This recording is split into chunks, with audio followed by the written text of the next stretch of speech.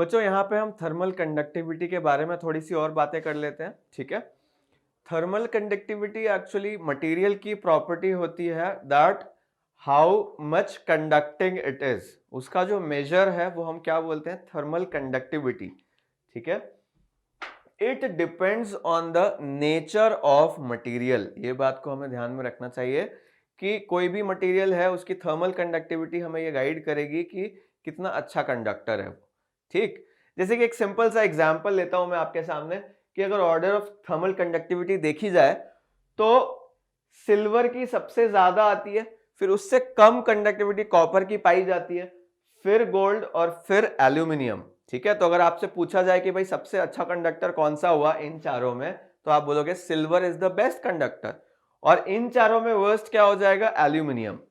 और ऑब्वियसली अगर मैं पूछूं कि लकड़ी वुड को कहां रखोगे, तो आप बोलोगे सर सबसे उधर रखो क्योंकि वो तो बिल्कुल ही कंडक्ट नहीं करता। या फिर प्लास्टिक को इन सब में कहां रखा जाए, एंड में, बिल्कुल लोवेस्ट कंडक्टिविटी, ठीक है।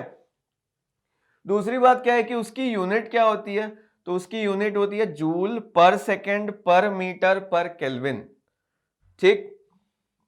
इसको समझते हैं भाई हम लोग। या फिर जूल पर सेकेंड को हम लोग क्या बोल सकते हैं, वॉट भी बोल सकते हैं, वॉट पर मीटर पर केल्विन, ठीक है।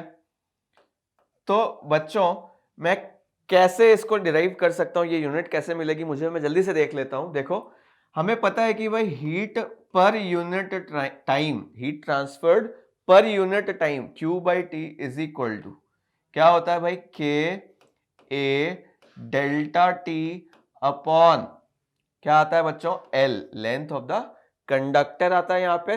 तो अगर मुझे K की यूनिट चाहिए तो K को एक साइड ले आओ, बाकी चीजों को उधर भेज दो, ठीक है। तो अगर मैं सब चीज को उधर भेज दूं यहां पे बच्चे, ठीक है, तो मेरे पास के साइड के उस साइड में क्या मिलेगा, देखो Q मिलेगा डिवाइडेड बाई T मिलेगा, ऊपर L आ जाएगा, नीचे A और डेल्टा T, ठीक है। Q हीट है, एनर्जी है, टाइप ऑफ एनर्जी है बच्चे, इसके लिए यूनिट क्या रखी मैंने, जूल, ऐसा यूनिट। लेंथ हो गया मीटर में, टाइम के लिए मुझे रखना पड़ा सेकेंड, एरिया की जगह मुझे रखना पड़ा मीटर स्क्वायर, और चेंज इन टेम्परेचर मैंने रखा केल्विन में। 1 मीटर और 1 मीटर कैंसिल हो गया, तो जो हमें यूनिट मिली वो क्या मिली बच्चे, जूल पर सेकेंड पर मीटर पर केल्विन, ठीक है। और जूल पर सेकेंड आप जानते होंगे कि ये पावर की यूनिट होती है what, what is equal two joule पर सेकेंड। तो जूल पर सेकेंड को कभी कभी वॉट में भी लिख सकते हो, तो यूनिट क्या बन जाएगी फाइनली कंडक्टिविटी की, वॉट पर मीटर पर केल्विन, ये बात ध्यान में रखिएगा, ठीक है।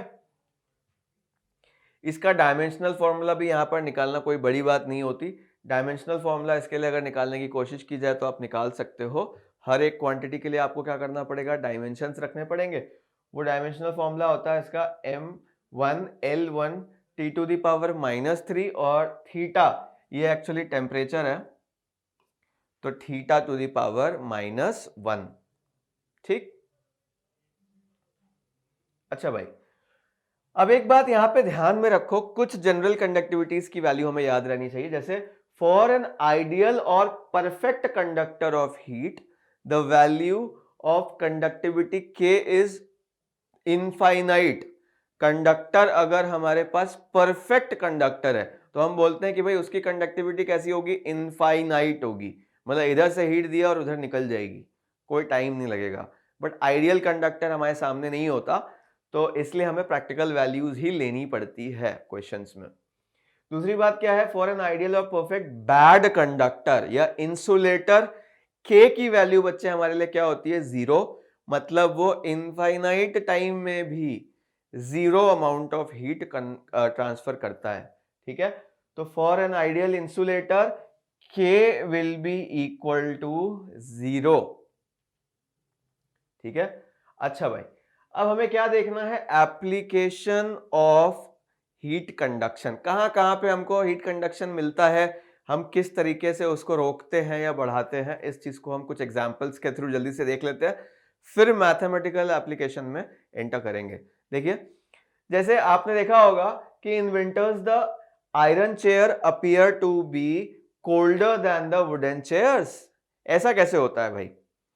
देखो क्या होता है कि सपोज करो आपके पास एक आयरन रॉड है, ठीक है, मैं पूरी चेयर्स में बात नहीं करता, मैं बोलता हूं भाई आयरन रॉड है, ठीक है, और इसको आप टच करते हो ना, यहां पे अगर आप टच करो इसको तो ये बहुत देर तक आपको कोल्ड फील होती है।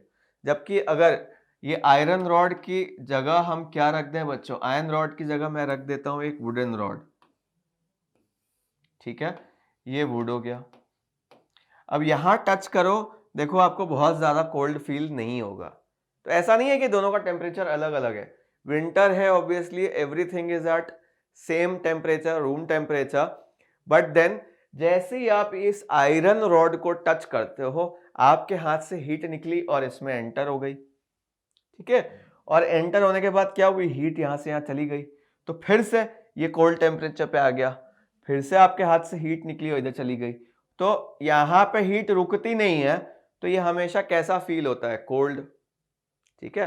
बट अगर मैं वुडन ब्लॉक की बात करूं, यहां टच करते हो ना, आपके हाथ से हीट निकली वुड में, 10-15 सेकंड के लिए तो वो कोल्ड फील होता है, उसके बाद हीट यहीं पे आ जाएगी, इस जगह पे हीट एक्यूमुलेट हो जाएगी, और अब जब आप टच करते हो ना तो आपको हैंड के टेम्परेचर के बराबर ही उसका टेम्परेचर मिलता है, क्योंकि यहाँ पे हीट का मोशन यहाँ से यहाँ नहीं हो रहा।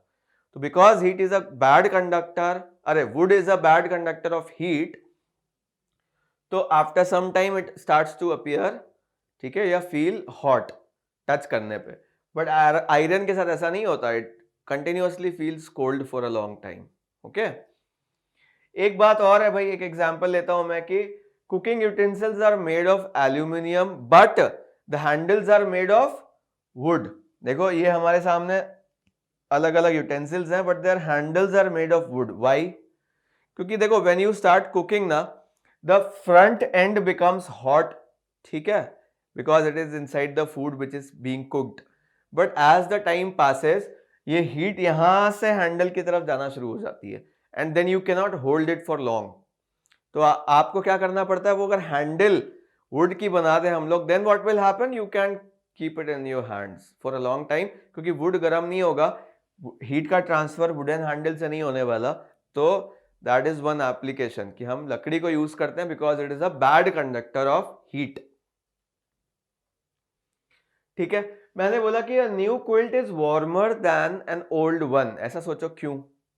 आपके सामने एक पुरानी रजाई हो और एक नई रजाई हो, तो the new quilt feels better, है ना, hotter then the old one, because देखो अगर एक ओल्ड क्विल्ट होगी ना तो इट एक्चुअली इज कंप्रेस्ड, उसके अंदर जो कॉटन होता है बेटा इट इज कंप्रेस्ड, कंप्रेस्ड होने से क्या हुआ, जो बीच में एयर थी, ठीक है, which is between the cotton fibres, वो कम हो जाती है, ठीक है, थिकनेस कम हो गई, तो डिस्टेंस ट्रैवल करने के लिए कम बची हीट के लिए, और इसलिए वो आसानी से कंडक्ट होकर आपकी बॉडी पर आ जाती है।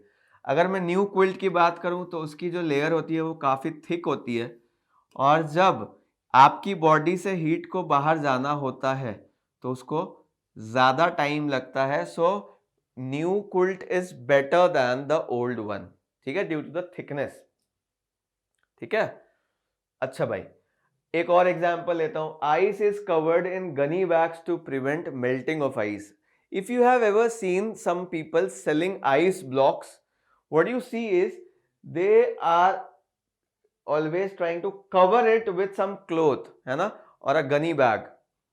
ऐसा क्यों होता है? बिकॉज एयर जो है, hot air in the surrounding will try to melt this ice, तो if you cover this ice, ठीक है, with thick fibres, clothes, anything, then what will happen, या फिर थर्मोकोल बॉक्स के अंदर भी आपने देखा होगा कि आइस ब्लॉक को रख देते हैं, उससे क्या होता है, because thermocol is a bad conductor of heat, तो हीट यहां से फिर सराउंडिंग एयर से आइस तक आसानी से नहीं जा पाती, and the ice block can, ठीक है, remain in solid form for long time.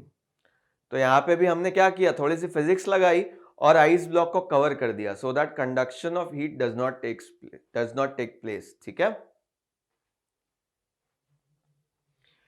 We feel warm in woollen clothes, ठीक है, एंड फर कोट। ऑब्वियस है भाई, ये भी वही रीजन है, क्विल्ट जैसा ही रीजन है कि अगर आप वुलन क्लोथ्स पहनते हो, they are made of wool and wool is actually thick, ठीक है, टेक्सचर में थिक होती है। Air is trapped inside the fibres of wool and air is a bad conductor of heat. तो क्या होता है कि वी फील वार्म, हमारे जो बॉडी की हीट है it is not given out to the surrounding, cold air में पास नहीं होती, ठीक है, जिसकी वजह से we can feel warm for long time inside woollen clothes. बच्चे अगर आप वुलन क्लोथ्स हटा देते हो तो क्या होता है, बॉडी की हीट जल्दी जल्दी सराउंडिंग में ट्रांसफर हो जाती है और यू स्टार्ट फीलिंग कोल्ड, ठीक है, सिंपल सा रीजन है भाई।